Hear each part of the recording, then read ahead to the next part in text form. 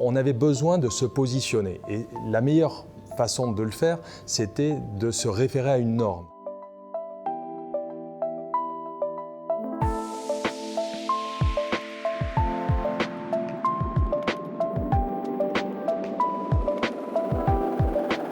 La Cité du Vin, c'est 3000 m² de parcours permanent dans lequel, au travers d'un certain nombre de modules, on découvre en fait tous les aspects du vin. Le vin est un produit qui existe dans un pays sur deux aujourd'hui sur Terre. C'est un produit qui existe depuis plus de 10 000 ans et qui a traversé les âges, qui a traversé les étapes, qui a traversé toute l'histoire en fait, du monde. Et donc notre vocation, c'est justement de défendre, de valoriser et d'expliquer ce patrimoine mondial au grand public. Et quand on parle de patrimoine, le premier patrimoine de l'homme, c'est la nature, c'est son environnement, c'est l'écologie. Le vin, c'est la nature et l'homme.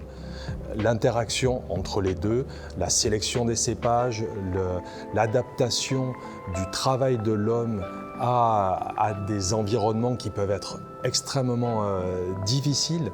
Donc bien évidemment, la notion environnementale faisait partie dès le démarrage du projet. Et c'est la raison pour laquelle c'est une fondation. Et une fondation, ça défend un patrimoine. Et le premier patrimoine de l'homme, c'est la nature. On voit une baisse constante de la consommation du vin qui s'accompagne en même temps d'un intérêt accru du public pour le vin et pour le côté qualitatif du vin.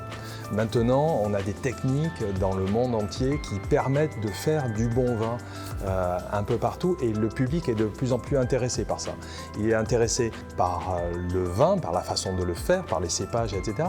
Et aussi par le côté responsabilité. L'intérêt du label, même s'il y en a beaucoup, c'est que ça permet aux visiteurs et également aux cofinanceurs, aux institutionnels, à nos partenaires, de se repérer plus facilement. Un label, ça permet de dire de manière assez claire, voilà, je le fais, je m'inscris dans cette démarche. Ça nous a donné un cadre et donc on a pris les points les uns après les autres et on a regardé comment on se positionnait, si on pouvait y répondre correctement ou si on avait encore du travail à faire pour y répondre. Sur le traitement des déchets, effectivement, on s'est rendu compte qu'on pouvait optimiser le nombre de flux traités et qu'il y avait certains flux qu'on maîtrisait pas suffisamment bien. Si on prend un exemple, il y a 6 à 8 sortes de plastique et on s'imagine un citoyen lambda, tout ce qui est en plastique, on le met ensemble, pas du tout. Donc il y a la bouteille en plastique où on a le film d'emballage, par exemple d'une palette.